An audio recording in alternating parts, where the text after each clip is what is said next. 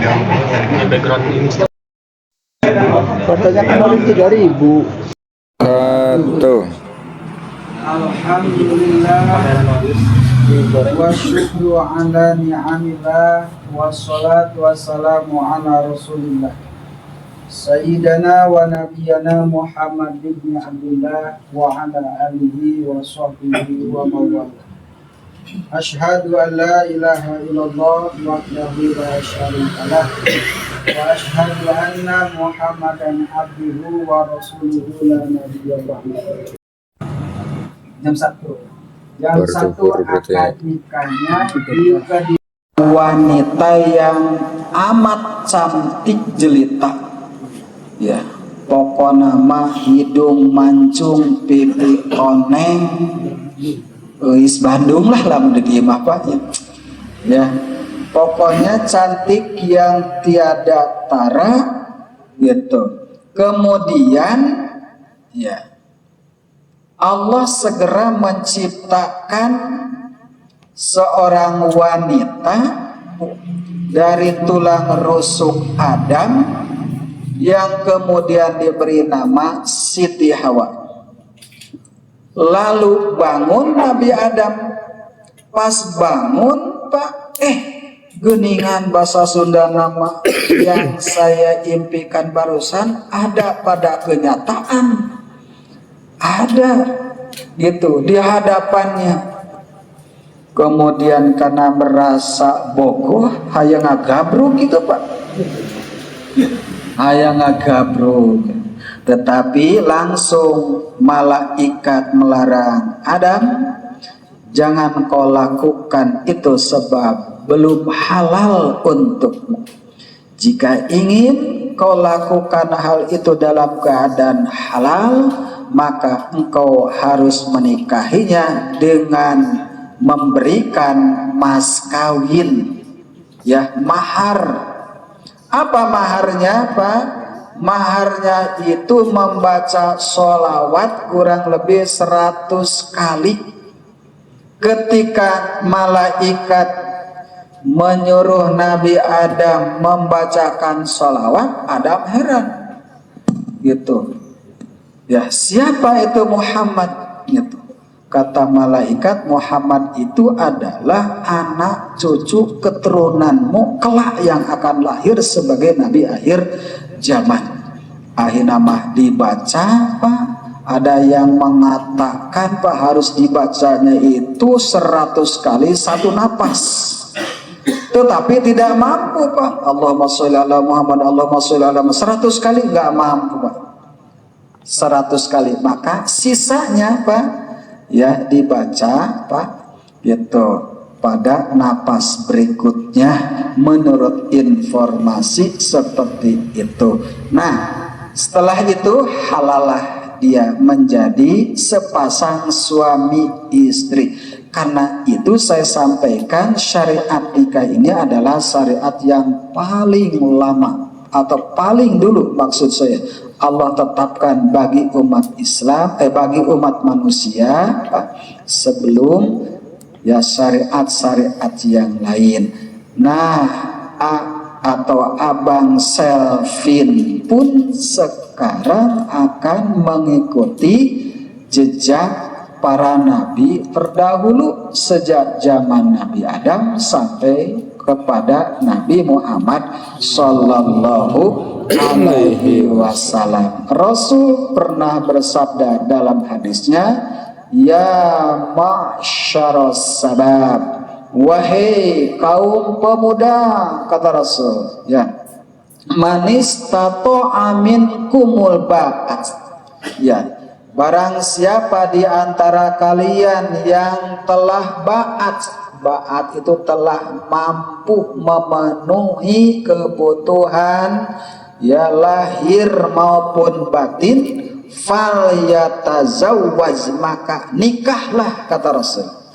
Kalau sudah mampu memberikan nafkah baik lahir maupun batinnya, maka kata Rasul, sok nikahlah anjeun, fal yatazawwaj, ya, sebab fa innahu aghaddu lil basar, dengan nikah akan menjaga pandangan mata.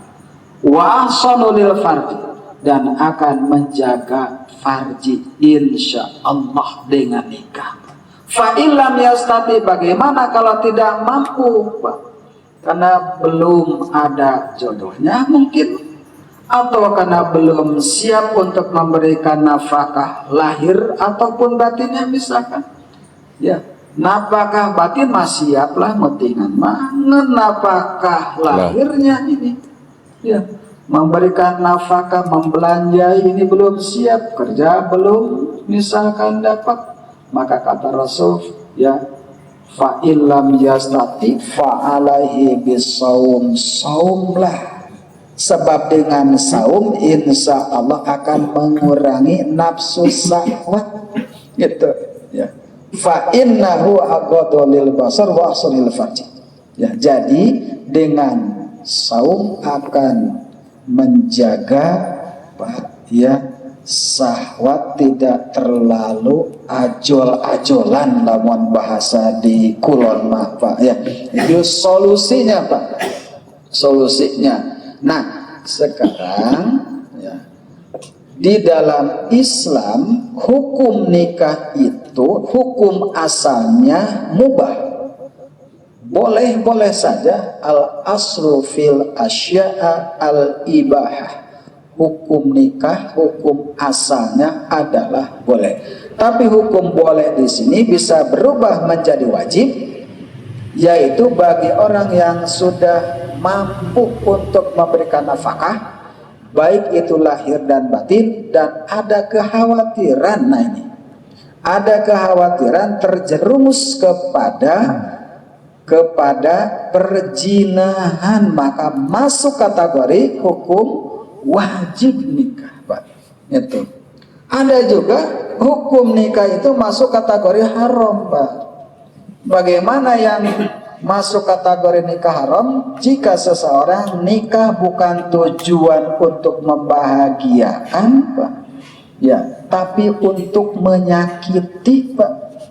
Contoh, ada seorang gadis pacaran dengan orang kaya supaya tidak jadi dipelet, Pak, oleh pelet Jepang misalkan, Pak. Tapi niat nikah dengan dia bukan untuk selamanya, niat untuk supaya tidak jadi setelah kawin sapeting diceraikan misalkan, Pak. Nah, itu hukum masuk kategori haram, sebab nikah bukan untuk sesaat. Karena itu dalam pandangan ahli sunnah wal jamaah, nikah yang dibatasi oleh waktu, Pak, dengan sebutan nikah mut'ah, itu tidak diperkenankan dalam pandangan ahli sunnah wal jamaah. Tapi dalam pandangan orang Syiah mah sauna, Pak, nah itu boleh. Nah itu, Pak, ya. Jadi nikah dengan tujuan untuk menyakiti calon keluarganya itu masuk kategori haram. Ada juga yang masuk kategori sunnah, Pak, itu orang yang mampu secara batiniah tapi ya lahiriahnya belum mampu, siap metingan nama ngen kanggo masihan napaka, memberikan belajar, makan pakaian acan siap, tapi nikah dia itu masuk kategori hukum sunnah dalam Islam, Pak, ya. Oleh karena itu mudah-mudahan hukum nikah yang saya sebutkan tadi, ya, ini ya tidak keluar dari apa yang akan dijalani oleh atau Abang Selvin. Mungkin wajib, mungkin sunnah, tapi insya Allah tidak masuk kepada kategori haram, ya. Insya Allah kita doakan mudah-mudahan runtut raut seuyunan, ya, istilah sudah kacai jadi salewi, kadarat jadi salogat, ngandung harti, ya, kacai sing getol mandi, ya, dan juga kadarat sing getol sholat mandi, lain syukur mandi tapi sarang wudu lalu sholat. Artinya pondasi utama berumah tangga adalah jaga kewajiban kepada Allah berupa sholat 5 waktu.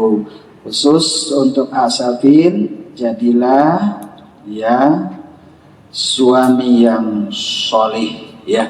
Suami yang solih adalah suami yang memberikan ya kewajiban kepada istri atau memenuhi hak ya gitu istri dari suami atau kewajiban suami kepada istri. Ada berapa? Minimal ada 4 atau 5 kalau nggak salah ya. Dalam hadis itu kewajiban suami kepada istri yang pertama antu ta'imaha idza ta'imta, memberi makan ya apabila suami masih sanggup mencari makan dan mampu ya, ia pun bisa makan. Jangan sampai suami makan, istri tidak makan karena nggak ada makanan, tidak dicukupi oleh suami. Ini kewajiban. Jika ingin membangun rumah tangga bahagia sakinah mawaddah warahmah, ya tunaikan kewajiban yang pertama. Yang kedua, wataksuha idak tasaita, memberikan pakaian. Jangan sampai istri tidak berbusana karena tegaduh atos kanggo meser acuk gitu. Kewajiban suami tak?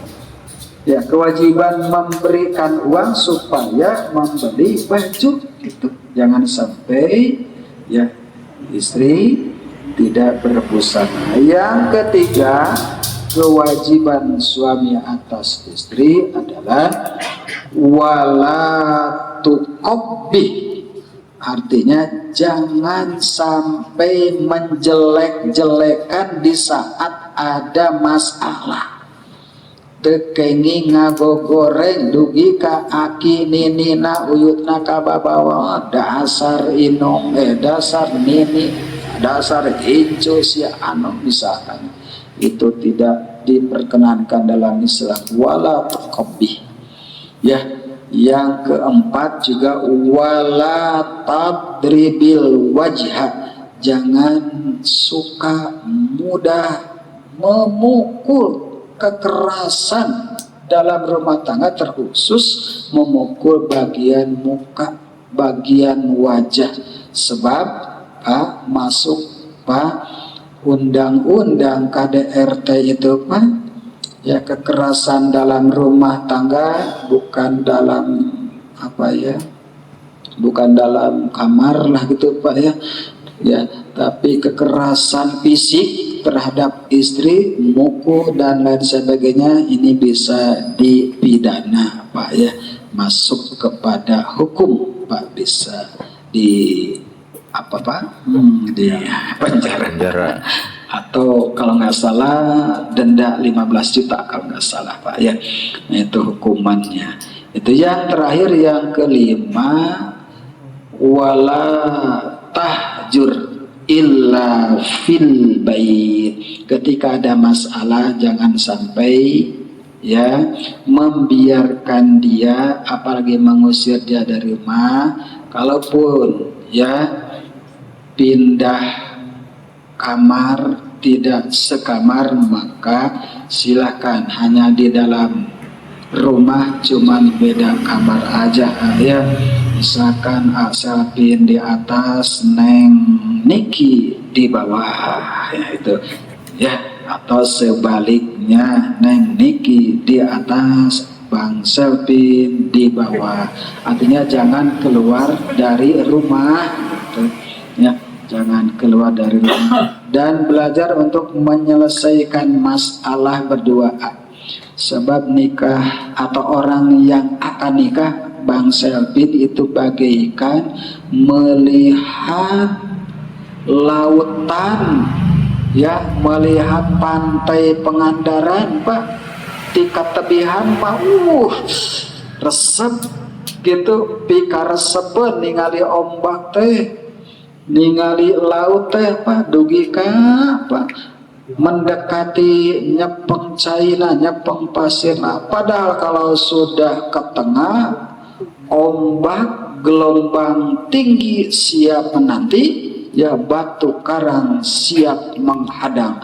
Begitulah dalam rumah tangga, ya, tidak selamanya indah, tidak selamanya lurus, kadang datar, kadang naik, kadang mendung, kadang benci, kadang suka atau senang, silih berganti, ya, antara benci dan cinta. Maka diperlukan kesabaran, ya, sabar menghadapi kekurangan pasangan kita.